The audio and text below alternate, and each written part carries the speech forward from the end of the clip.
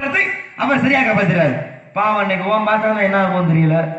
இருக்கட்டும் பரவாயில்ல, இருந்தாலும் முன்னேறத்தை உன்னை பற்றிய எல்லா விவரமும் எனக்கு தெரியும். தெரிந்தாலும் கூட உண்மையிலாக ஒரு சில விவரங்களை நான் கேட்கணும். அதுக்கப்புறம் உனக்கு பல விவரம் தெரிய வைக்க நான் வந்திருக்கேன். எப்படி கேட்கலாமா?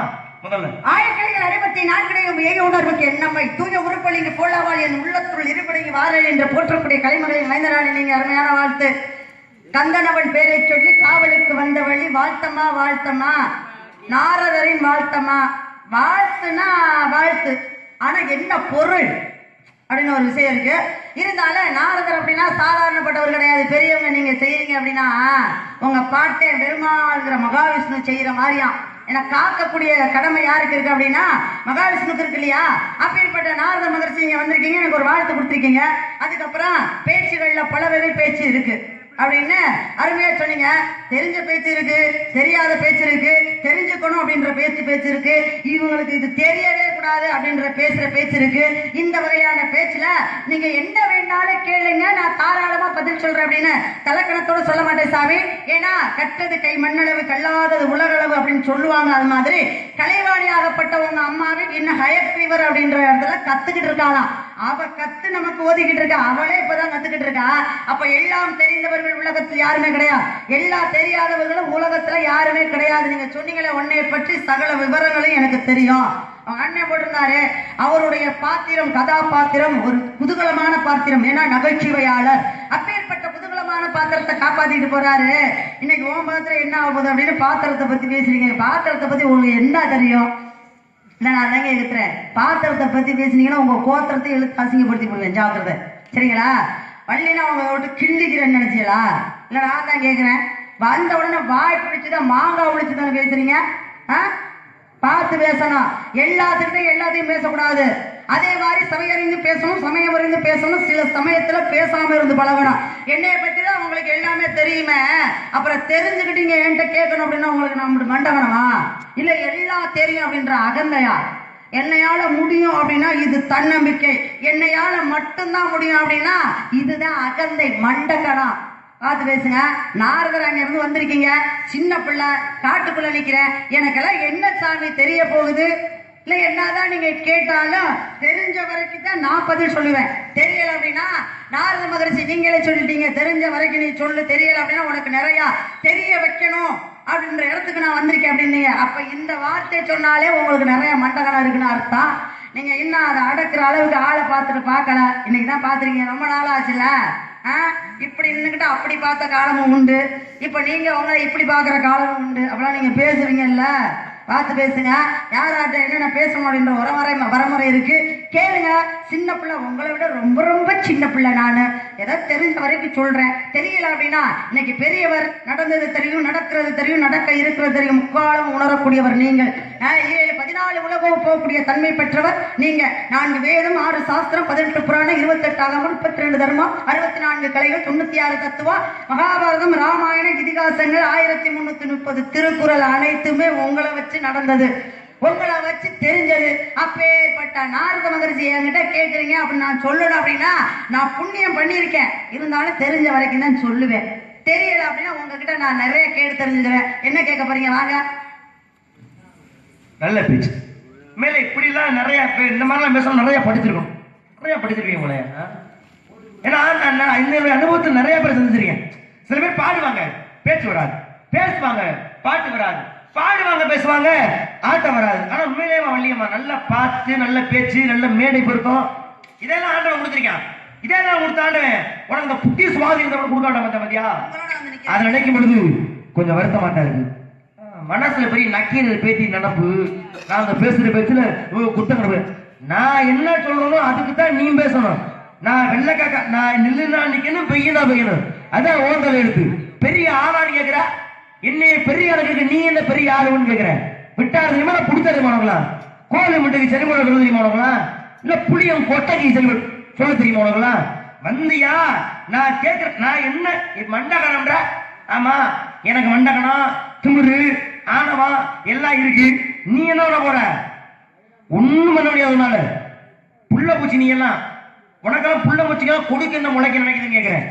வந்தியா? 2 பாட்டு பாடி அதோட ஓடி போயிரு உள்ள. என்ன நீர பெரியார் இப்படி எல்லாம் பேசுற வாய பிடிச்சு போய் பேசி போவேன். அப்புறம் ஆத்தால வளர்ந்து அப்பா நாள் வராது. என்ன பெரியார் நீ இப்படி பார்த்தாலும் எப்படி பார்த்தா என்ன உனக்கு என்ன நம்ம இருக்கோம் என்ன விவரம் பேசணும். உனக்கு முடிஞ்சா என்ன விவரம் பேசு பேச நான் தான் இருக்கேன். தெரிய வைக்கணும்ன்றதுல என்ன அப்படின்னு பட்டு போயிருச்சு. ஆமா தெரிய வைக்க தான் வந்திருக்கேன். உன்னை விட எல்லா வரையும் எனக்கு தெரியும். நான் கேட்கிற விவரத்துக்கு உன்னால பதில் சொல்ல முடியுமா? அலற ஊழையிடுற அப்படியே நரி ஊருக்கு வர்றே தப்பு. இது என்ன ஊழையிட்டு வருதுன்னு கேட்கிறேன். பல்ல பிடிச்சி வெட்டிட்டு பிடிக்க முடியும் தெரியா? என்ன விவரம் பேசாதபடி அதை மட்டும் பேச ஓடி போயிரு. பெரிய ஆளான்னு கேட்கிற இடத்துல நான் பெரிய ஆளு சரியா? நான் அப்ப சொன்னேன் வெள்ளக்காக்கா மண்ணாக்க பறக்கிறதுனாலும் நான் சொன்ன நீ இப்ப ஈடு போட்டு ஆகணும். இல்ல சாமி அது கருப்பு காக்கா தான் அப்படி பேசுறதுக்கு ஒரு விவரம் வேணும். உனக்கு அந்த விவரம் தான் தாராள நீ என்ன வேலை பேசு. நான் நீ ராமாயணம் மட்டும் பேசு மகாபாரதம் மட்டும் பேசு சொல்லவே மாட்டேன். என்ன இதிகாசமா வரலாறு பேசுறியா சரித்திரம் பேசுறியா என்ன வேலை பேசு நான் பேசிடுவேன். அசிங்கம் உனக்கு தான் சரியா? பெரிய ஆளு மாதிரி பேசுற. முதல்ல வந்தவங்களை எப்படி வரவேற்கணும் அந்த வக்கு இல்ல உனக்கு. அந்த வகதையில செருப்பு போட்டு கும்பிடுற இதே உனக்கு சொல்லி கொடுத்த லட்சணமா? முதல்ல மேடை நாகரிகம் தெரியுமா? முதல்ல பள்ளி வயசு போட்டு வந்தா அப்படி போதுமா? ஒரு நாரத நிக்கிறேன் எனக்கு நீ மரியாதை என் வயசு தெரியாம போட்டுக்கு பேசும். நாரத வயசு தானே செருப்பு போட்டு கும்பிடுற இதே உனக்கு சொல்லி கொடுத்த நாகரிகமா? அந்த நாகரிகமே உனக்கு தெரியல. நீ என்ன இதிகாசம் பேசுவ என்ன நீ புராணம் பேசுவ? பேசு பேசு. இல்ல ரெண்டு புரிவு உள்ள அடகு திண்டு அப்படியே ஓடி போயிரு மதுரைக்கு.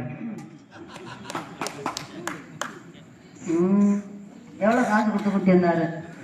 முற்பகல் செய்யும் பிற்பகல் விளையும். நீங்க முன்னாடி என்ன குடுக்குறீங்களோ அது பின்னாடி விளைஞ்சுக்கிட்டே வரும் சரிங்களா? நானா கரும்பு மாதிரி ஒரு மொழி வச்சு வெட்டணும் அப்படின்னு நினைப்பேன். ஆனா உங்களால ஒரு மொழி கூட வச்சு வெட்ட முடியாது. சுத்தமா காலி பண்ணி போடணும். அப்பதான் நீங்க எல்லாம் சரியா வருவீங்க. நான் கேட்கிறேன் எல்லாம் தெரியும் எல்லாம் தெரியும் அப்படின்னு மண்டகணம் பேசுறீங்களே. மண்டகணம் மண்ண வேணாவது நல்லா இருக்கிறானா?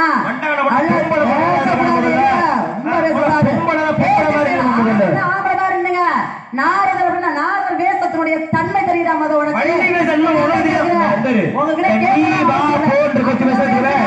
இவ்வளவு நேரம் பேசுறீங்க இழுச்சுச்சா? உனக்கு எப்படி அறிவு கேட்கிறேன்.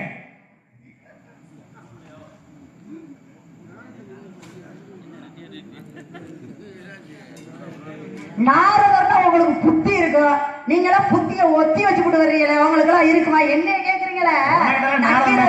நக்கீரருடைய பேத்தி அப்படி நீங்க என்ன கம்மனுடைய பேத்தியா பேரனா? இல்ல நான் தான் கேக்குறேன். நீங்க என்ன கேட்டீங்க? முத ஒரு வார்த்தை வெல்லும் ஒரு வார்த்தை கொல்லும். என்ன சொன்னீங்க?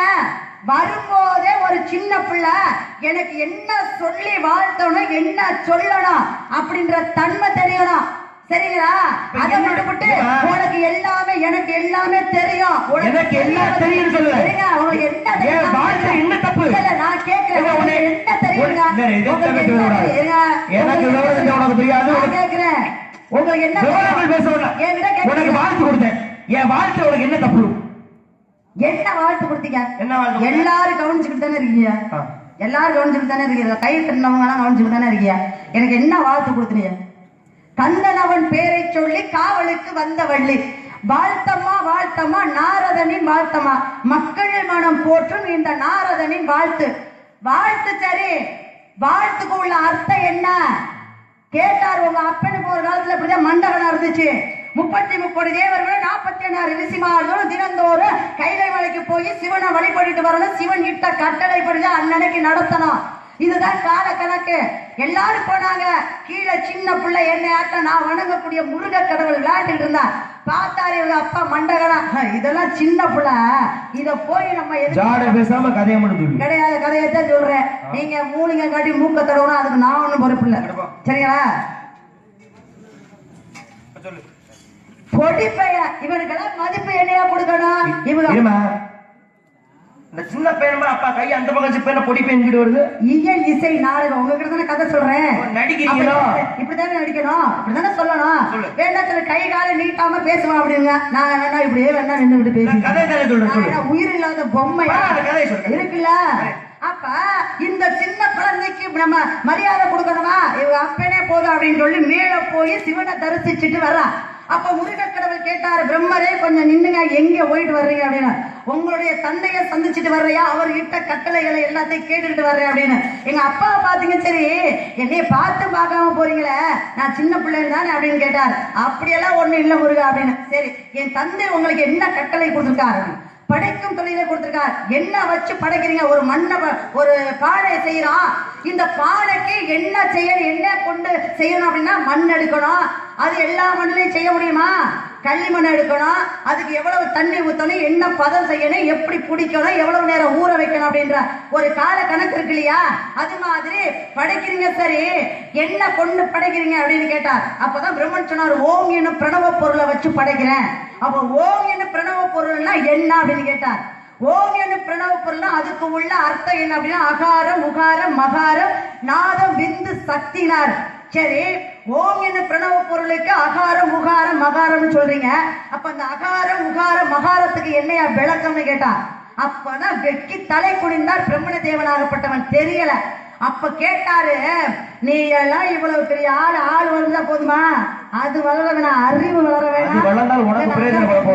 யாரு உங்களுக்கெல்லாம் அப்புறம் உங்ககிட்ட எல்லாம் வந்திருந்தா என்ன பண்றது, ஏன்னா உங்களுக்கு எல்லாம் அறிவு ஆள் வளர்ந்த கதையை சொல்ற பேசாம ரோசா வருது உங்களுக்கு சொல்ல. ஒரு கதையை எப்படி சொல்லணும் நான் கேக்குறேன், கதையை யாருக்கிட்ட சொல்றேன், நீங்க சொல்லுங்க. யாராவது ஒருத்தர் கதை யாருக்கு சொல்லிக்கிட்டு இருக்கேன், நீங்க யாரும் கேட்டிருக்கீங்களா, உங்ககிட்ட யார்ட்டையும் சொல்றேனா, கேட்டவர் யாரு, நாரதர் தானே கேட்டாரு.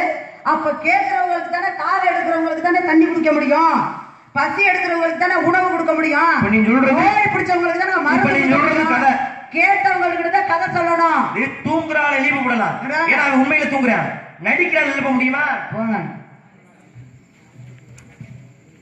பொருளாப்பா. உங்களுக்கு 4 பேர் இருக்காங்க கை தட்டுறவங்க, அவங்க சேர்ந்து காலையில வேலைல போகும்போது பிடிச்சி தள்ளி விட்டாலும் விடுவாங்க, இது தேவையா.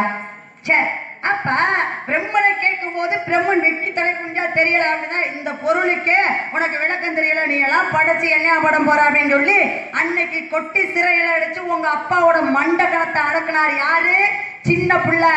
யாரு, என்னுடைய குலக்கடவுளாகப்பட்ட முருகன், என்னுடைய இஷ்ட தெய்வம். அப்பேற்பட்ட பிரம்மனுடைய மண்டகத்தை அடக்கும் போது அவரை வழிபட்டுக்கிட்டு இருக்க அனுதினமும் முருகா முருகான்னு முருகனுடைய பேரை சொல்றேன். அப்ப எனக்கு என் முருகன் மண்டகணம் பிரம்மனுக்கு இருந்தது உண்மைதான், இல்லைன்னு சொல்லல. ஒரு சிறுவன் கேட்கக்கூடிய எதுக்கு நம்ம பதில் சொல்லணும் என்ற ஆணவம் திமிர் இருந்தது. அழைத்தார், கேட்டகளி பதில் சொல்ல முடியல. சிறியோரெல்லாம் சிறியோர் உள்ளது, பெரியவருள்ள பெரியவருள்ள. அப்ப சிறுவினை நினைத்து மதிக்காம இருந்த பிரம்மனை தலையில கொட்டி சிறைவித்தார். யாரு, முருகப்பெருமான். எங்க வச்சாரு, திருப்பரங்குன்றத்துல. அதனால இன்னைக்கு திருப்பரங்குன்றத்தை முருகப்பெருமான் 6 படை வீடுகளிலே முதல் படைகளை சொல்வதற்கு அடிப்படை காரணம். அது மாதிரி அன்னைக்கு உங்க அப்பாவுக்கு மண்டகணம் இருந்துச்சு. சரி, எங்க அப்பாவுக்கு மண்டகணம் எல்லாம் பேசாதியா, எங்க அப்பாவுக்கு தெரியல, அவரை கொட்டி சிறை வச்சார். சிவன் கேட்கிறார், ஏன்பா பிரம்மனை சிறை வைத்த? ஐயா, கேள்விக்கு பதில் தெரியல, அதனால கொட்டி சிறையில வச்சேன். சிறை வச்சு உனக்கு தெரியுமா, எனக்கு தெரியும் சொல்லு. எங்க தெரிஞ்சா சொல்லுப்பா. ஏன் கேட்கல, உங்களுக்கு தெரியுமா, எனக்கு தெரியல. சரி நீ சொல்லு. அப்ப கேட்பவன் சீடன், சொல்லுவன் குரு. நீ எங்கிட்ட கை கட்டி வாய் பத்தினா உன்னிடத்துல நான் சொல்கின்றேன். கை கட்டி வாய் பத்தி இல்ல, மண்டி ஓட்டு கேளு சொல்றேன் அப்படின்னு யார் சொல்றா, முருகப்பெருமான். முருகப்பெருமான் சொன்னார். சரி, எங்க அப்பா பிரம்மனுக்கு தெரியல, தலையில கொட்டி சிறை வைத்தார். சிவனுக்கு தெரியல தானே பிரம்மன் முருகன் கேட்டாரு. அப்ப ஏன் சிவனை கொட்டல? ஏங்க பிள்ளையும் தகப்பனும் இப்ப ஒரு பிள்ளை உறவு முறைக்கு இங்க வேலை இல்ல. பிரம்மனுக்கு தெரியலன்னு சுப்பட்டி சிறை வச்சாரு, சிவனுக்கு தெரியல கேட்டாரு. பணிஞ்சாரு அன்னைக்கு உங்க அப்பா பணியில மண்டகணமால போனாரு. சிவன் எனக்கும் தெரியல, நீ சொல்லுப்பான்னு பணிவா கேட்டாரு.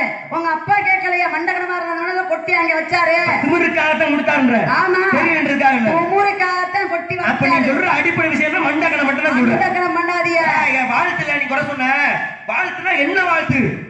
நாரதனின் வாழ்த்தமா என்ன வாழ்த்து அப்படின்னு நீங்க கேக்குறீங்க. நியாயமான கேள்விடா. ஏன் சாவித்திரிக்கு நான் கொடுத்ததுன்னு தீர்க்க சுமங்கலி, அது தனி வாழ்த்து. எனக்கு கணவன் இறந்துருவான்னு தெரியும், தெரிஞ்சு என்ன வாழ்த்து கொடுக்குறேன்? தீர்க்க சுமங்கலி பகவான் வாழ்த்து கொடு, என்றும் சுமங்கலியாக இருப்பார் அப்படின்னு வாழ்த்து கொடுத்தேன். என்ன காரணம்? ஏன்னா நான் கொடுத்தது என்னுடைய சுயநிலைவுல கிடையாது. ஏன்னா எல்லாருமே ஸ்ரீதேவி வணங்குறாங்க. ஆனா அந்த மூதேவி இருக்காளே, யாரு மூதேவி? இப்ப அந்த மாதிரி மூதேவி குடிச்சோல யாருங்க? என்னமா நாரதர் மாதிரி பேசணும். இந்த சாடை பேசுறவன வச்சுக்க கூடாது. கதையை யார்கிட்ட சொல்லிக்கிட்டு இருக்கேன்? கதை என்கிட்ட தான் சொல்லிட்டு இருக்கீங்க. உங்களை பார்த்தா சொல்ல முடியும். அதுக்காக இவ மூதேவின்னு சொல்லக்கூடாது. அப்படி இந்த பக்கம் வந்துருங்க. நமக்கு இந்த சாடை பேசுற பிடிக்காதுங்க. என்ன கதை சொல்றோம் அதை தான் சொல்லணும். தீர்க்க சுமங்கலி போகணும்னா ஏன் சொன்னேன்? அனைவருமே திருமகள். யாரு? சீதேவி. எல்லாரும் கும்பிடுறோம் மகாலட்சுமிய. ஆனா இந்த மூதேவி எவனாச்சும் மதிக்கிறாங்களா? ஏன்னா இவன மூதேவி பிடிச்ச மூதேவியாச்சே. இவன் முகத்துல முடிச்சா விளங்குமா? முகத்துல முடிக்காதீங்க. எதுல முடிச்சாலும் இதுல விளங்குமா நீங்க இந்த மூதேவி முகத்துல அப்படின்னு எல்லாரும் கதமா வேணாம். உங்களை நான் ஒரு முறை அப்பா மாதிரி நடிச்சுக்கிட்டு இருக்கேன். கதையை யார்கிட்ட சொல்லிக்கிட்டு இருக்கேன்? தப்பா பேசாதீங்க. கதையை யார்கிட்ட சொல்றேன்? என்கிட்ட தான் சொல்றீங்க. அவங்க யாரு இந்த கதை கேட்டாங்களா? இல்ல. அப்ப யாரை பார்த்து சொல்லணும்? என்கிட்ட தான் சொல்லணும். மூதேவி. யார் மூதேவி அப்படின்னு எல்லாரும் ஒதுக்கினாங்க. சரி மூதேவி. இந்த மூதேவியா? என்ன மூதேவி? அப்ப ஆம்பளை பொம்பளை இந்த மூதேவி இருக்காளே, இவளை எல்லாரும் ஒதுக்கும் பொழுது அப்ப என்னாச்சுன்னா சாவித்திரியோட நினைச்சாலாம் எல்லாரும் இந்த மூதேவியை மதிக்க மாட்டாங்க, நம்ம மட்டும் மதிப்போம் அப்படின்னு சொல்லி மூதேவி வணங்கினாலும். அப்பதான் மூதேவி பார்த்தா நம்மளே ஒரு பெண் வணங்குறாளே, இவளுக்கு நல்ல வாழ்க்கையை நம்ம கொடுக்கணுமா இல்லையா என்பதனாலே தீர்க்க ஆயுசுமான் அவ என்று சொல்லக்கூடிய வாசகத்தை வாத்தி தீர்க்க சுமங்கலை போல சொல்ல வச்சது யாரு? மூதேவி தானே. இப்ப இந்த இடத்துக்கு வந்ததுனால தானே இவளுக்கு கதை மாறுச்சு. இப்ப இந்த மூதேவி எங்கேயோ போகாம எங்கேயோ ஏறி வர்றா பாருங்க. மூதேவி மூதேவின்னு 1000 வட்டம் சொல்றியா? நீ சின்ன பையன் யாரு சொன்ன? ஆனா இந்த இந்த முனிவர்கிட்டயும் ஒரு மூதேவி இருக்குன்னு இந்த மூதேவி இந்த முடிவெட்டு இந்த மூதேவி இருக்குன்னு தெரியாம போச்சு. அப்ப அதனாலதான் நாவல் மாற்றி வைத்தார். மண்டகனா யார்? பெண்மணிக்கு மண்டகன் இருந்துச்சு. உலகத்தை படைத்தவள் யாரு? அன்னிபலா சுத்தி போட்டி யாருக்கு? சிவனுக்கு சக்திக்கும். சிவன் சொல்றாரு நான் ஆடுற ஆட்டம்னா முன்னால் ஆட முடியுமா? பொம்பளை பிள்ளை என்ன பண்ணணும்? அச்சம் மடம் நாணம் வைப்பு இருக்கணும். இப்பெல்லாம் பொம்பளையா சக்தி நல்லது இல்ல சொல்லிட்டேன் நானு. நமக்கு வாஸ்து நேரத்துல சரியில்லை மாத்தி வேணும். அப்ப மேடை அங்க திருப்பி போடுங்க. கதை சரியா நடக்கணும் இல்லையா? அப்ப சிவன் கேட்டார், ஏண்டி நீ எல்லாம் பொம்பளை தானே முதல்ல? யார சொல்றீங்க? கோபம் கொண்டா சிவபெருமான் என்ன பெண்ணு நீ ஏமா கோபப்படுற? உன்னை போய் சொல்லுவனா ஒரு மாதிரி நீ எனக்கு மகன் வேணும், நீ வர நீ அப்பன்ட்ட உன்னை போய் நான் சொல்லுவனா ராசாதி இங்க கதையிலே. அப்ப சிவன் நினைச்சாரு ஆடுற அடி ஆடி ஆடிவியா நீ என்று சிவன் அங்கே கதையில சிவன் கேட்டார். யாரை பார்த்து? சக்தியை பார்த்து. நல்ல பொம்பளையா இருந்திருந்தா என்ன சொல்லிருக்கணும்? அச்சம் மடம் நான பைப்பு. மடம்னா என்ன? பேச ஒரு விஷயம் தெரிஞ்சாலும் கூட தெரியாம காட்டணும். அப்பதான் பொம்பளை. இல்ல பொம்பளையா? சிவன் கேட்டு விட்டாரு. யாரு? சக்தி. அங்க சக்தியை பார்த்து.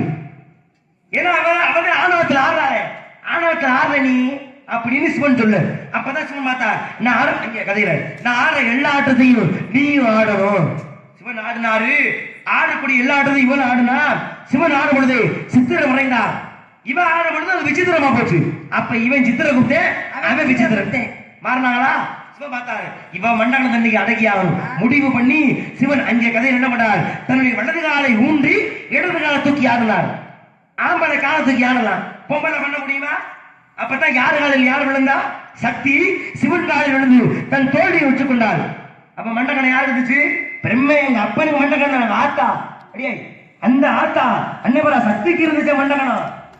நீங்க பேசணுமா இல்லையா? மண்டகன் யாருக்கு இருக்க கூடாது? பிரம்மனுக்கு இருந்ததுன்னா பிரம்மனுடைய மண்டகன் விழுந்தது எங்கே? திருப்பரங்குன்றத்துல சிறவித்ததுனால. இவனுக்கு மண்டகன் ஒடுங்கிச்சு எங்கே? தில்லையில சிதம்பரத்துல. தில்லைக்கும் மதுரைக்கும் ஒரு சம்பந்தம் இருக்கு. அது பொண்ணும் பணம், இது என்ன பணம்? இருங்க. தில்லைக்கும் மதுரைக்கும் ஒரு சம்பந்தம் இருக்கு. இப்ப நீங்க சொன்னீங்களே சிவபெருமான் ஆடுறாரு, அப்ப இந்த பொம்பளையும் ஆடுறான். இவனுக்கு அறிவு இல்ல. எப்படி? இவனுக்கு அறிவு இருந்தா பேர் சொல்லுவானாங்க? ஒரு பொம்பளையோட போய் போட்டி போடுவானா? ஏன்னா ஆரம்பத்திலேயே இவனை படைச்சதே நான் தான். எப்படி? இவனை படைச்சதே நான் தான். போனா போயிட்டு போகுது. நம்ம பெண்ணா இருக்கிறோமே, நமக்கு ஒரு துணை வேணும் அப்படின்னு இவனை படைச்சது நான். கதையில உங்களை சொல்ல மாட்டேன், எனக்கு அப்பா மாதிரி. நான் அப்படியே தப்பா பேச மாட்டேன். அப்ப படைத்து முடிச்ச உடனே பார்த்தாரு. யாரு? இவன் பாக்குறான். ஏவன் சிவன் பாக்குறான் பெண்ணே அப்படின்னு. ஏன்னா உடனே படைச்சதே நானு. ஏன்னா எவ்வளவு தைரியம்! அவங்களுக்கு துமுறு வாயில் கொழுப்பு ஓடுங்க. எங்கேயே பாரு என்ன நடக்க போகுதுன்னு தெரியல. என்ன அப்ப என்னையே பார்த்து பெண்ணேன்னு கூப்பிடுறிய, உன்னை நான் உயிரோட விட்ட நீ தாங்குவியா அப்படின்னு அழிக்க முற்பட்டாள். அப்பதான் கேட்டேன், ஏன்னா என்னம்மா தப்பு பண்ண, என்னை படைச்சதே நீதான், பெண்ணேன்னு சொன்னதுனால என்னை அழிக்கிறேன் அப்படின்னு. அப்பதான் சொன்னாரு, சரி நான் உன்னை அழிக்கிறேன், எப்ப நீ என்கிட்ட சாதுவா பேச ஆரம்பிச்சுட்டியோ பிழைச்சுக்கோ, இனிமே நான் என்ன பண்றது அப்படின்னு சொன்னார். சரி எதுக்காகமா என்ன படைச்ச அப்படின்னு கேட்கும்போது, தனியா இருக்கேன், எனக்கு ஒரு துணை வேண்டும் அப்படிங்கும் போது அப்பதான் அவன் சொன்னான். இவன் கேட்கிறான், சரிம்மா துணை அப்படின்னா என்ன? கணவன். சரி கணவனா நான் வர்றேன், கணவனா வரணும் அப்படின்னா எனக்கு நீ என்ன தருவேன்னு கேட்கிறான். யாரு? அவன். அவன் தான் சிவன், நீங்க இல்ல, சரிங்களா? நான் கதையில சொல்றேன். அப்ப இவன் கேட்டான், நீ கண்ணை கொடுத்த என்றால் நான் என்னை கொடுக்கிறேன். அப்படியே நீ கண்ணை கொடுத்த அப்படின்னா நான் என்ன கொடுக்கிறேன் அப்படின்னாரு. கண்ணு அப்படின்னா பார்வதிக்கு 3 கண்ணு இருந்தது. யாரு? ஆதி பராசக்தி. சொன்னீங்க பராபரத்திலே பரம், அந்த பராபரமே யாரு அப்படின்னா அவதான் சக்தி. அப்ப பராசக்திக்கு இருந்த 3 கண்ணுல நடுவுல இருந்துச்சு பாருங்க நெற்றி கண்ணை, இதை நீ எனக்கு குடு, உனக்கு நான் கணவனாரு அப்படின்னு சொல்லி அன்னைக்கு அவ புடுங்கி, என்ன புடுங்கி? அந்த புடிங்கடா புடிங்கி. இல்லங்க புடிங்க, அங்க கதையில சொல்றேன்ப்பா, உங்களை சொல்றேன்ப்பா, எனக்கு அப்பா மாதிரி இருக்கீங்க, ஏன்னா தப்பா பேச மாட்டேன், உங்களுக்கு நான் புள்ள, சரிங்களா? அன்னைக்கு கண்ணை புடுங்கி சிவனுக்கு கொடுத்தார். யாரு? பராசக்தி. அப்ப இந்த பொம்பளை கொடுத்ததுல வாழ்ந்துகிட்டு இருக்க நீ எல்லாம் இப்படி தைரியம் சொல்றீங்க. உங்களுக்கு கதையில சொல்ற முக்கியம் இல்ல, அடிப்படை வேணும். இப்ப நீங்க சொன்னீங்க சக்தி முதல்ல வந்தா சக்தி தான், தனக்கு துணை வேண்டும். சும்மா வாய்க்கு முதல்ல படிச்சா, முதல்ல படிச்சாருங்க, முதல்ல யார் படிச்சா? முதல்ல யார் படிச்சா? முதல்ல விநாயக பெருமான படிச்சா. என்ன சொல்லி கூப்பிட்டாரு? என்ன சொன்னாரு? தாயேன்னு கூப்பிட்டாரு. வந்தவர் முதல்ல என்ன சொல்லி கூப்பிட்டாரு? அம்மா உங்களை கல்யாணம் பண்ண முடியுமா? முடியாது. நீ பிள்ளையாரு இல்ல, பிள்ளையாரு. அடுத்து வந்தவர் என்ன கூப்பிட்டாரு? கூப்பிட்டாரு. தங்கையன் கூட கல்யாணம் பண்ண முடியுமா? எனக்கு சகோதரனா இருப்பான்னு சொன்னாரு. அடுத்து வந்தவர் என்ன கூப்பிட்டாரு? அடுத்து வந்தாரு அவரும் தங்கையன் தான் கூப்பிட்டாரு. அவர் தங்கையன் கூப்பிடல, அம்மான்னு கூப்பிட்டாரு. அவர் பிரம்மன் இல்ல, நீ அம்மா, நீ எனக்கு பிள்ளையாரு இல்ல. அப்ப அடுத்து வந்தவரை பெண்ணு கூப்பிட்டாரு. சொன்னவாறு ரசிகன் பிறக்க தீப்பொறி பிறக்க சாம்பல் ஆயிட்டாரு. அடியே நீ என்ன ஆடி போய் கட்டணும்ன்றதால இந்த ஆட்டம் போடுற சோட பட்டன் என்ன? நான் கட்டுற முன்னாடி நீ கதை நான் சொன்னல, கதையை முழுசா கேட்டுட்டு பேசுறேன், இடையில பேசாதீங்க. உனக்கு தேவைன்றத நீ தன்னை கொடுத்த, நீ சும்மா கொடுத்தியா? நீ எனக்கு கல்யாணம் பண்ணிக்கிறது ஆசைப்படுறடி, உன் புரிஞ்ச நான் தான் அடி, உன் புரிஞ்ச நான் தான் அடி. சிவன் சொல்றாரு, நீ சும்மாவா கண்ணை கொடுத்த, என்னை கல்யாணம் பண்ணிக்க ஆசைப்படுற குடு. நீ என்ன பெரிய ஆளு? சிவன் நெச்சுக்கண்ணை பிச்சு எடுத்தார். வந்தது என்ன? ரத்தம், செங்குருதி. அந்த சிவபெருமான் கையில வச்சு அமிழ்த்தினார். இன்னைக்கு நீங்க பொட்டு உங்களை அகலத்து வைக்கிறீங்க. ஏன் வைக்கிறீங்க? நீங்க உயிரோட இருக்கணும், ரொம்ப நாளுக்கு வாழணும் அப்படிங்கிறதுக்காக. அதனால சிவன் எடுத்து வச்சாரு. அந்த ரத்தத்தை அவர் அமிழ்த்த நீங்க அப்பவே போய் சேர்ந்திருப்பீங்க. யாரு கிடையாது? வாழ்க்கை கொடுத்தது யாரு? உங்களுக்கு ஒரு கால விழுந்து கும்பிட்டு ஆல்ரெடி உனக்கு நான் வாழ்க்கை கொடுத்தேன். ஐயா உலகமே எனக்கு அடக்கம்யா, நீ என்னையா பேசுற அப்படின்னு தில்லைக்கு மதுரைக்கு ஒரு சம்பந்தம் இருக்கு. இந்த கதையை சொல்ல ஆரம்பிச்சா இடையில பூந்துட்டீங்க பத்தியா? அப்ப என்ன சம்பந்தம் அப்படிங்கிறது, அன்னைக்கு முதல்ல கண்ணை கொடுத்தான் சிவபெருமானுக்கு. யார் அப்படின்னா ஆதிபராசக்தி. அதுக்கப்புறம் 2வது முறை ஒருத்தன் கண்ணை கொடுத்தான், திண்ணன் என்று சொல்லக்கூடிய கண்ணப்பன், சரிங்களா? அப்ப மதுரமதியிலே பாண்டிய நாட்டிலே ஆட்சி செய்யக்கூடியவள் யார் அப்படின்னு சொன்னா, காஞ்சனமாலைக்கு வரத்துவச்சனுக்கு பிறந்தவள் தடாதகை பிராட்டி அப்படின்ற 3 கொங்கையோட மீனாட்சி. அப்ப மீனாட்சியை கல்யாணம் முடிச்சு விட்டாரு. கல்யாணம் முடிச்சவன என்ன ஆயிடுச்சு? 2 பேத்துக்கும் ஒரு போட்டி. ஐயா எனக்கு புருஷன் நீ, ஆனா என் வீட்டுக்கு வந்திருக்க மாப்பிள்ளையா? எனக்கு புருஷன் நீ, என் வீட்டுக்கு வந்திருக்க மாப்பிள்ளையா? அப்ப நீ வீட்டுக்கு மாப்பிள்ளையா தானே இருக்க, ஆனா உனக்கு நான் ஒரு பெருமையை தர்றேன் அப்படின்னா. என்ன பெருமை அப்படின்னா, இந்த நாட்டுடைய மக்களை யார் ஆளணும் அப்படின்னு. நீ நின்று நான் இல்லை, நான் நின்று நீ இல்லை. நீங்க சொன்னீங்க 2 பேர் ஆடினாங்க, சிவன் காலை தூக்கி ஆடினார், பராசக்தி காலை தூக்கி ஆட முடியல, பொம்பளை அப்படின்னீங்க. ஆனால் அவர் காலை தூக்கி ஆடும் போது இன்னொரு கால் எங்க இருந்துச்சு? தரையில ஊடி இருந்துச்சு. அப்ப தரையில கால் ஊனணும் அப்படின்னா அந்த காலுக்கு என்ன தேவை? தெம்பு தேவை. தெம்புனா யாரு? சக்தி வேணும். அந்த சக்தியாகப்பட்டவ உங்க உடம்புக்குள்ள போனாத்தான் நீங்க காலை தூக்கி ஆடவும் முடியும், நாக்கால நக்கி எடுத்து போடவும் முடியும். சரிங்களா? இல்லைன்னா உங்களால ஒண்ணுமே முடியாது. நாங்க பார்த்து உங்களுக்கு கொடுக்கணும், இல்லைன்னா ஒரு கம்ப கூட தூக்க முடியாது உங்களால. அப்ப ஆதிபராசக்தியாகப்பட்டவ மீனாட்சி சொல்றா, இந்த பாண்டிய நாட்டிலே மருமகனா நீங்க வந்திருக்கீங்க.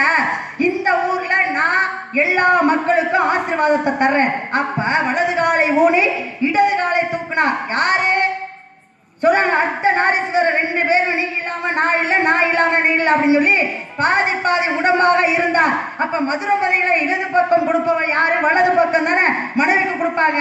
அப்ப இடது காலை தூக்கி இடது காலை ஊனி வலது காலை தூக்கி ஆசீர்வாதம் கொடுத்தா. இந்த வலது காலை யாருக்குரியது? ஆதிபராசக்திக்கு உரியது. நல்லா பாருங்க, நீங்க சொன்னீங்களே ஆதிபராசக்தி பொம்பளை காலை தூக்க முடியுமான்னு. மதுரையில இன்னைக்கும் நடராஜருடைய சிலையை போய் பாருங்களேன். வடது கால் ஊனி இருக்கும், இடது கால் தூக்கி ஆசீர்வாதம் கொடுக்கும். இதுல என்ன ஒரு பொருத்தம் அப்படின்னா, இடது காலுக்கு சொந்தமானவன் கணவனாகப்பட்ட சிவன் நீங்க இந்த உலகத்தை ஊன்றி காப்பாத்துறீங்க. நான் காலை தூக்கி எல்லாத்துக்கும் ஆசீர்வாதம் கொடுக்குறேன். ஆனால் இது மட்டும் எனக்கு பெருமை கிடையாது. ஆனா தில்லையிலே வலது காலை நான் ஊனிருப்பேன், இடது காலை நீங்க தூக்கி ஆசீர்வாதம் கொடுங்க அப்படின்னு சொல்லி அன்னைக்கு இடது காலை அங்க தூக்குனாரு சிவபெருமான், வலது காலை இங்க தூக்கி இவ ஆசீர்வாதம் கொடுக்குறா. பொம்பளை தூக்குனா காலில் தான் இன்னைக்கு போய் மதுரை மீனாட்சி அம்மன் கோயில போய் விழுந்து விழுந்து விழுந்து விழுந்து கும்பிட்டு வர்றீங்க. பார்த்து பேசணும். காலு தூக்குனார் அப்படின்ற ஒரு விஷயம் இருக்கட்டும். அந்த இடத்துக்கு என்ன சிறப்பு தெரியுமா? தில்லை. இன்னைக்கு தில்லையுடைய சிறப்பு என்ன? சிவ ரகசியம் சொல்றோம், அதுவே சிதம்பர ரகசியம். அப்படி என்ன சிதம்பர ரகசியம்? அந்த ஆலயமே ஒரு ரகசியம். சிவன் சாதாரணமா வலது காலை ஊன்றி இடது தூக்கு ஆனாரு, சக்தி தோத்து போன அந்த புராணத்தை விட்டுருங்க. நடைமுறை ஒரு தமிழன், நீங்க ஒரு தமிழச்சி, நான் ஒரு தமிழன். ஒரு தமிழனாக அந்த ஆலயத்துக்கு என்ன சிறப்பு உற்று கவனிக்க வேண்டும். ஒரு மனிதன் சுவாசிக்கூடிய சுவாச காற்று ஒரு நாளைக்கு 21,600 மூச்சு காற்றுகள். அந்த ஆலயத்துக்கு போனீங்கன்னா அங்கே உள்ள பொற்கூரைகள் 21,600 பொற்கள் ஆணிகளால் பொறிக்கப்பட்டது. ஒரு மனிதனுக்கு தசை நார்கள் 72,000. அங்கே உள்ள தங்க ஆணிகளின் எண்ணிக்கை 72,000. ஒரு மனிதனுக்கு துவாரங்கள் 9. அந்த கோயிலுக்கு வாசல் 9. ஒரு மனுஷன் மண்ணாக படுத்திருந்தான்னா அவன் மார்பகம், அவன் இதயம் எங்க இருக்கோ அதுக்கு நேராத்தே சரியாக அந்த கருவறை. இன்னைக்கு நம்ம நிக்கிற பூமியில இந்த பூமியுடைய சரியான மையப்புள்ளி எதிரானா விஞ்ஞானம் சொல்லுது. சிதம்பரம் நடராஜருடைய வலது கால் கட்டவர்கள் தான் இன்னைக்கு பூமியுடைய மையப்புள்ளி. பாருங்க, இப்ப சொல்றாங்க விஞ்ஞானத்துல பூமியோட மையப்புள்ளி அதிராடு. ஆனா கட்டப்பட்டு 1000 வருஷத்துக்கு மேல அப்பவே தெரியாது. அந்த இடத்துல கோயில் கட்டிருக்கேன். அது நம்ம தமிழ் சிறப்பு.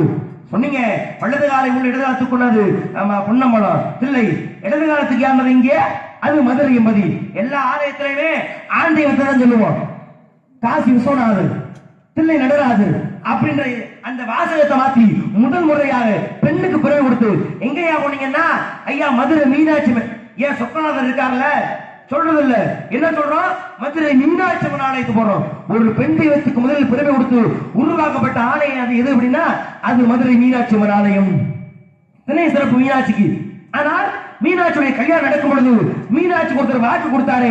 என்ன வாக்கு கொடுத்தாரு தெரியுமா? அழகர் வாக்கு கொடுத்தாரு. என்ன வாக்கு கொடுத்தாரு? வந்து தாரை வாத்து கொடுக்கணும், உனக்கு திருமணம் நடக்கணும் அப்படின்னு. நான் வந்து தாலி எடுத்து கொடுத்தா உங்க அடுத்தது தாலி ஏறும். ஆமா சொன்னாரு அழகரு. சொன்னாரு. வந்தாரா? வரல. அப்புறம் எப்படி கல்யாணம் நடந்துச்சு? இன்னைக்கு மீனாட்சி அம்மன் திருக்கல்யாணத்துல அழகர் தாரை வாத்து கொடுக்க மாதிரி ஒரு போட்டோ பாத்தீங்களா கல்யாண மண்டபத்துலாம்? அப்ப அது பொய்யா? இல்ல உண்மைதான். அவர் எடுத்து விடணும். அப்புறம் எப்படி அந்த படத்தை வைக்க முடியும்? என்னமா சந்தையில் விட்டாடு ஊத்தம் முடிக்கிற கேள்வியிட்ட பதில் வராதா? நேரடியாக வச்சுக்குவோம். சொல்லு. அழகர் தாலி எடுத்து கொடுக்கல. அவர் எங்க போயிட்டாரு? திருப்பதி போயிட்டாரு மனைவியை பார்க்க. இங்க தாலி எடுத்து கொடுக்கல. அப்புறம் எப்படி அந்த சம்பவம் நடந்தது? எப்படி கல்யாணம் முடிஞ்சது?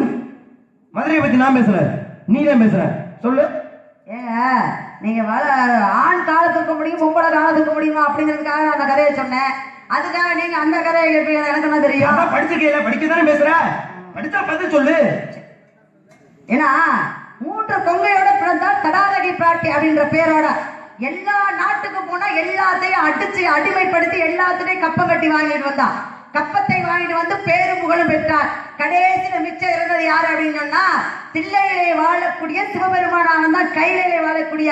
அப்ப கைலாசநாதனை போய் இவன் மட்டும்தான் மீதி இவனோட சண்டை போட்டு இதோட ஜாட நிப்பாங்க திருப்பி நான் நடக்காது. விஷயத்தை மட்டும் சொல்றேன், விஷயத்தை மட்டும் பேசு. அப்ப எல்லாரோட சண்டை போட்டு வெற்றி ஜெயிச்சாச்சு. அப்ப மிச்சம் இருக்கிறது யாரு? இந்த சிவபெருமான் மட்டும்தான். அப்ப இவனோட சண்டை போட்டு ஜெயிச்சுட்டோம் அப்படின்னா இந்த உலகத்துல நம்ம தான் பெரியார் அப்படின்னா நேரா கைலைக்கு போறா. கைலைக்கு போகும்போது சிவகணங்கள் எல்லாரும் பார்த்தாங்க, யார் யார் அந்த பொம்பளை அப்படின்னு. அப்பதான் சொன்னா, வர சொல்லி அவங்க சிவனை என் கூட சண்டை போட அப்படின்னு. பெரிய ஆள்னு சொல்றீங்க, என் கூட சண்டை போட்டு ஜெயிக்கட்டும் அப்படின்னு. அப்பதான் சிவகணங்கள் எல்லாம் சேர்ந்து ஈஸ்வரன்கிட்ட போய் சொல்றாங்க, ஐயா பாண்டிய நாட்டுல இருந்து ஒரு பொம்பளை வந்திருக்கா, யாருன்னே தெரியல, உங்களோட சண்டை போடணுமா அப்படின்னு. அப்பதான் சிவபெருமான் சொன்னாரு, பாண்டிய நாட்டுல இருந்து ஒரு பொம்பளை வந்திருக்கா அப்படின்னா அந்த பொம்பளைய நான் பாத்துக்கிறேயா அப்படின்னு. அப்பதான் சிவன் வந்தாரு. தடாதகை பிராட்டி நின்றுகிட்டு இருந்தா, அப்படியே வீரத்தோட கோபத்தோட.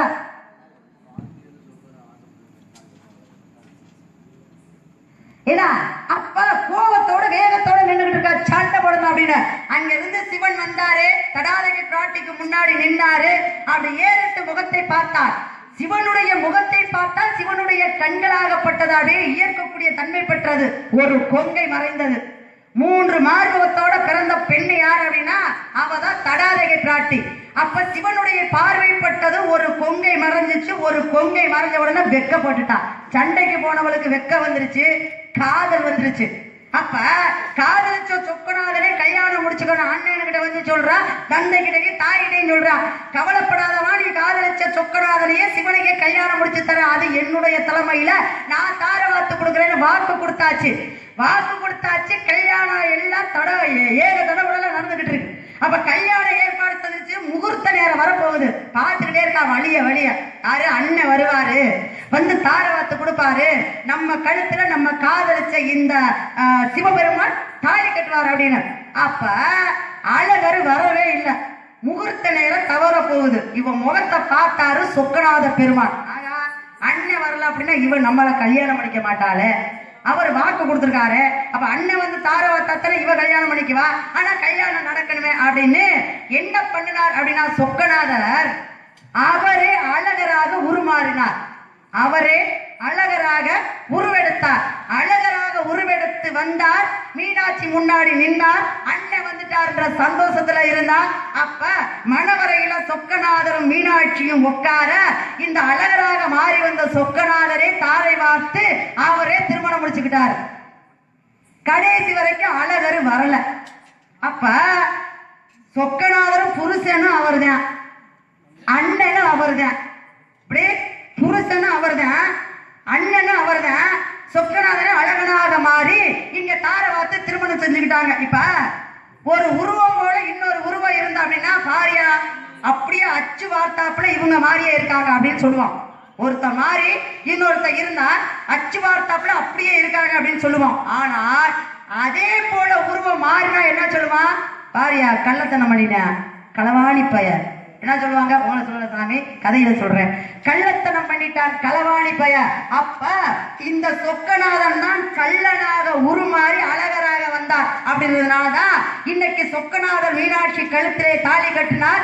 அங்கே கள்ளனாக மாறிய அழகர் வந்தார். அதனாலதான் கள்ளழகர் அப்படின்னு அவருக்கு ஒரு பேர் வந்துச்சு. ஏத்துக்கிறீங்களா? இப்படி என்ன சொல்ல வர்ற? அழகர் இங்க வரவே கிடையாது. சொக்கநாதரே அழகர் ரூபத்துல மாறி இவரே தாலி எடுத்து கொடுத்து இவரே கல்யாணம் பண்ணிட்டார். உண்ட பேர் என்ன? கள்ளழகர். மதுரை மீனாட்சி வராலயம் எந்த ஒரு ஆலயத்துக்குலாம் சிறப்பு. ஏன்னா அதுக்கு நம்ம ஒதுக்கி சம்பந்தம் உண்டு. என்ன சம்பந்தம்னா வேற ஒன்றும் கிடையாது. மதுரை மீனாட்சி அம்மனுடைய தாலிக்கு பொன் கொடுத்தது பொன் பேச்சு, அது தாலியா செஞ்சது திருமங்கலம். ஒரு சிலையை செதுக்கிறோம்னா சாதாரண செதுக்க மாட்டாங்க. ஆனா குளத்துக்கரையில சாதாரண படியில துணி இருக்கிற படிக்கல்லாம் இருந்தது. இன்னைக்கு மதுரை மீனாட்சி வட்டியூர்ங்கிற ஊர்ல. சரி, அதெல்லாம் ஒரு பக்கம் அப்படி இருக்கட்டும். பதில் சொன்னாலும் சொன்னேன். ஆனா ஏத்துக்கிற மாதிரி இல்லையமா? அது ஏத்துக்கிற மாதிரி இல்ல. ஏன்னா சும்மா நீ சொல்றதுக்குள்ள ஈடு போடுறதுக்கு நீங்க வேலை பொழப்பு நீங்க ஈடு போடுறீங்க இல்லையா? சரியான கதை இது. சரியா இல்லையா? நீ சரியா சொல்றியா தப்பா? நான் ஒத்துக்கிற பொறுத்தா இருக்கு. நீ என்ன சொல்ற? நான் சொன்ன சரியா? நான் ஒத்துக்கணும். நான் சொன்ன கதையில உங்களுக்கு எந்த நேரத்துல சந்தேகம்? கள்ளழகரா மாறு சொக்கநாதர். ஆமா, அழகர் ஆத்துல இறங்குறாரா? அப்ப கல்யாணம் முடிஞ்சதுக்கு அப்புறம் தானே அழகர் இங்க இருந்து வர்றாரு. ஆத்துல நீ சொல்ற ஆமா, அது உண்மையா? உண்மைதான். பொய் மனுஷன் படிகள் கோவடிக்கின்ற கல்யாணம் என்ன போய் பானகமோ மரியகமோ உண்டானோ கந்தன தாங்க டிக்கிட்டா கொண்டாட்டம் காட்டுக்குள் உள்ள இருந்த தின்னாட்டம். அவங்க யாரும் வாசிக்க மாட்டாங்க. கொஞ்ச நேரம் அமைதியா இருங்க. ஏன் சுதி இது மாதிரி பாடிட்டேனா? கிடையாது. அப்புறம் என்னத்துக்கு பாட்டு நீ? உங்களுக்கு என்ன சந்தேகம்? சந்தேகமா? அழகர் ஆட்கள் சொன்னது சந்தேகம் இல்லைங்க, தப்புன்னு சொல்றேன். என்ன தவறுன்றீங்க? எப்படி தவறுன்றீங்க? அழகர் வந்து கல்யாணம் நடந்து முடிஞ்சிச்சு. ஆமா, கல்யாணம் நடக்கும் பொழுது வந்தாரு, கேள்விப்படுறாரு ஆத்திரையும் வேணா நீங்க சொன்னீங்க கதை. வைகை யாரு எப்ப உருவாச்சு தெரியுமா? கல்யாணம் நடந்து முடிஞ்சிருச்சு, கொஞ்ச நாள் போயிருச்சு. மீனாட்சி சொல்றா, இல்லையா அவங்க கூட பெரிய கூட்டம்னா சமைச்ச சாப்பாட்டுல அப்படியே மனமனையா குமிஞ்சிருக்கு, திங்கிறதுக்கு ஆள் இல்ல. என்ன கூட்டம் உங்க பெரிய கூட்டம்? எகத்தனமா சொன்னால, நீ ஒண்ணும் பண்ண வேணாம், நான் ஒருத்தர் அனுப்புறேன், அந்த ஒருத்தருக்கு நீ சாப்பாடு போடு, உன் மூட்டை பெரிய கூட்டம் நான் ஒத்துக்கிறேன். ஒருத்தர் அனுப்புறாரா? யார் அனுப்புனா? குண்டோதரை. போன எல்லாத்தையும் சாப்பிட்டா தண்ணி குடிக்கணும்ல. இப்ப என்ன பண்றாரு? நிக்குது உடனே கையை வையினார். கை வைத்தால் வந்தது தண்ணி, கங்கை நதி. அப்ப கை வைத்ததால் வந்த நதி என்னவாச்சு? வைகை. எப்ப வைகை உண்டாச்சு? கல்யாணம் நடந்து முடிஞ்சு கொஞ்ச நாள் போனதுக்கு அப்புறம், குண்டோதரை கை வச்சதுக்கு அப்புறம் தானே வைகை வந்துச்சு. இப்ப எப்படி கல்யாண தண்ணிக்கு எப்படி அழகர் ஆத்துல இறங்கிருப்பாரு? இந்த மதுரை நாளாதான் ஓடிக்கிட்டு இருக்கு. இப்ப புரியுதா? இப்ப அதிக வைகையா? சரிங்க, பதில சொல்லுங்க. இருங்க ஒரு நிமிஷம். மீனாட்சிக்கு சுக்கனாருக்கு கல்யாணம் முடிஞ்சிருச்சு. முடிஞ்ச கையோட எல்லாரும் சிவனுடைய சொந்த பந்தம் எல்லாம் சாப்பிடுறாங்க. மண்டபமா ஏதாவது கேட்டா, என்னையா சொந்தக்கார உலகத்துக்கே பெரிய ஆள்னு பேசுறியா? ஆனா சொந்த பந்தம் கூட என் வீட்டுல சமைச்ச சாப்பாடு சாப்பிடுறது கூட உனக்கு சொந்த பந்தம் இல்லை அப்படின்னு. அப்பதான் ஒருத்தனை அனுப்புனாரு. எல்லாத்தையும் அண்டா குண்டா அரிசி பருப்பு அம்புட்டையும் சாப்பிட்டு முடிச்சான். தண்ணி தாகம் எடுத்துச்சு. தாகம் எடுத்த உடனே தாகம் நிக்கவே இல்லை. அப்பதான் ஒரு இடத்துல கொண்டு போய் வச்சு வைகை அப்படின்னாரு, கை வை அப்படின்னாரு. மறுபடியும் வைகையா வந்துச்சு. ஒரு விஷயம் நல்லா தெரிஞ்சுக்கணும். நல்லா இன்னைக்கு சித்திரை திருவிழா வரும். இந்த சித்திரா திருவிழாவில் மீனாட்சிக்கு சொக்கநாதருக்கும் கல்யாணம் முடிஞ்சு 2 நாளைக்கு அப்புறம் தான் அழகர் வந்து ஆத்துல இறங்குவாரு. அப்படியே கல்யாணம் முடிச்சு அதுக்கு அப்புறம் தான் ஆத்துல அழகர் வந்து இறங்குவாரு.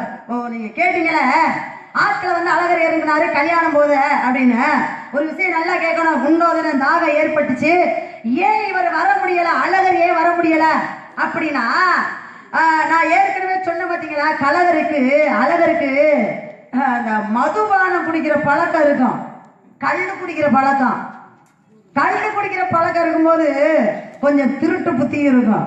சரிங்களா? யார்கிட்ட வேணாலும் கேளுங்க, நான் நூலை கூட எடுத்து படிங்க. அப்ப இவர் என்ன பண்ணிவிட்டாரு, குறும்பு ஆடுன்னு கேள்விப்பட்டிருக்கீங்களா? இன்னைக்கு மாமி மச்சனால பார்த்தா, ஏய் உனக்கு நான் விருந்து போடுறையா, குறும்பு ஆடு போடுறேன் வாயா அப்படிம்பாங்க. அப்ப கள்ள குடிச்சு விட்டு திருட்டுத்தனமா குறும்பு ஆடை கொண்டு வந்து சமைச்சு தின்னு விட்டு மயக்கத்துல விழுந்துட்டார். கள்ள குடிச்சு விட்டு குறும்பு ஆடை தின்னு விட்டு மயக்கத்துல தண்ணி அடிச்சவன் எவனாவது விருந்துக்கு வர்றவன் தண்ணி அடிச்சவன் சாப்பிட்டு உருப்படியா சாப்பிட்டு பார்த்திருக்கீங்களா? அப்படியே இலையோட போட்டு பெசஞ்சு பாதம் திங்காம அப்படியே வச்சு எந்திரிச்சு போயிடுவாங்க. இதுதான் நடக்குது. ஆனா இதுக்குத்தான் முக்கியத்துவம் கொடுக்குறாங்க. விருந்து உண்ணும் போதே மருந்து இருக்கான்னு கேட்கிற காலம் வந்துருச்சு. அப்ப இத தின்னு விட்டு மயக்கம் அடிச்சு விழுந்துட்டாரு அழகர். கல்யாணம் முடிஞ்சு போச்சு. அப்ப கல்யாணம் முடிஞ்சு குண்டோதர தாகம்னு கேட்டா கை வச்சாரு. வைகை ஓடிக்கிட்டு இருக்கு. இவருக்கு 2 நாள் 3 நாள் சென்றுதான் தெளியுது. அப்படியே கல் அடிச்சாரு இல்லையா, அது தெளியுது. அப்பதான் யோசனை வருது, ஆகா மீனாட்சி கல்யாணத்துக்கு போகணுமேனு. அங்க இருந்து வர்றாரு. ஆறு ஓடிக்கிட்டு இருக்கு. புதுசா இந்த ஆறு இருக்க, இது எப்படி வந்துச்சுன்னு கேட்டார். புதுசா இப்படி ஒரு ஆறு இல்லையே, இப்ப இந்த நதி ஓடிக்கிட்டு இருக்கேன், இது எப்படி வந்துச்சுன்னு கேட்டாங்க. அப்பதான் அங்க இருந்து மக்கள் பூரா வந்துகிட்டு இருந்தாங்க. அங்க இருந்து மக்கள் பூரா வந்துகிட்டு இருக்காங்க. அழகர் என்ன பண்ணினாரு அப்படின்னா, ஆத்த கடந்து தானே அங்கிட்டு போகணும் அப்படின்னு அப்படி ஆத்துக்குள்ள இறங்கி அப்படி மெல்லமா நடந்து வந்துகிட்டு இருக்காங்க. மக்கள் பூரா வர்றாங்க. மக்கள் பூரா வந்து சொல்றாங்க, எங்கேயா போயிட்டு வர்றீங்க அப்படின்னு. ஏங்க கேக்குறீங்க, மதுரபதியில சொக்கநாதனுக்கும் மீனாட்சிக்கும் ஏக தடபுடலா கல்யாணம் நடந்து முடிஞ்சிருச்சுன்னாங்க. ஏக தடபுடலா கல்யாணம் நடந்து முடிஞ்சிருச்சுன்னாங்க. பார்த்தாரு அழகர் ஆத்துல இறங்கி பாதியோட போனார் இல்லையா, அங்கனே நின்றுட்டாரு. எண்ணெய் இல்லாம எப்படி கல்யாணம் பண்ணாங்க? எண்ணெய் இல்லாம எப்படியா கல்யாணம் பண்ணாங்க? நான்ல வந்து தார வாத்து கொடுக்கணும். அப்ப எண்ணெய் இல்லாம கல்யாணம் நடந்த அந்த மதுரைக்கு நான் போக மாட்டேன் அப்படின்னு ஆத்துக்குள்ள இறங்குற அழகர் அப்படியே தானே போயிட்டாரு. மதுரைக்கு வரவே இல்லை, அப்படியே தானே போயிட்டாரு. நீங்க கேட்டீங்களா கதை சரியாதான் இருந்துச்சு, சொன்னது தப்பு அப்படின்னு. கல்யாணம் முடிஞ்சிருச்சு. முடிஞ்ச கையோட குண்டோதரனுக்கு தண்ணி தாகம் ஏற்பட்டுச்சு. போய் கையை வச்சா வைகை வந்துருச்சு. கல்யாணம் முடிஞ்சு 2 நாள் சேர்ந்துதான் நல்லா மதுபானம் தெரிஞ்சு எந்திரிச்சு அழகர் வந்து ஆற்ற இறங்குறாரு. இதுதான் உண்மை. சரிங்களா? மறுத்து பேச முடியாது. இப்ப நான் கேக்குறேன், மதுரைக்கு அழகர் வந்தாரா? வரவே இல்லை. சொக்கநாதன் தான் அழகரா மாறி கல்யாணம் பண்ணாரு. அதனால அவருக்கு கள்ளழகர்னு பேரு. ஆனா உண்மையான அழகரு மதுரையில இருக்காரு, வரல. ஆத்துக்குள்ள இறங்கினவரு கல்யாணம் முடிஞ்சு போச்சு அப்படின்னு சொன்னதுனால அங்க மண்டுக மகரிஷிக்கு ஏன் அப்படின்னா அவருக்கு ஒரு சாபம். எப்ப அழகருடைய பாதத்தை நீ போய் தொடுறியோ அப்ப உனக்கு சாபம் கிடைக்கும் அப்படின்னு மண்டுவருக்கு ஒரு சாபம் இருந்தது.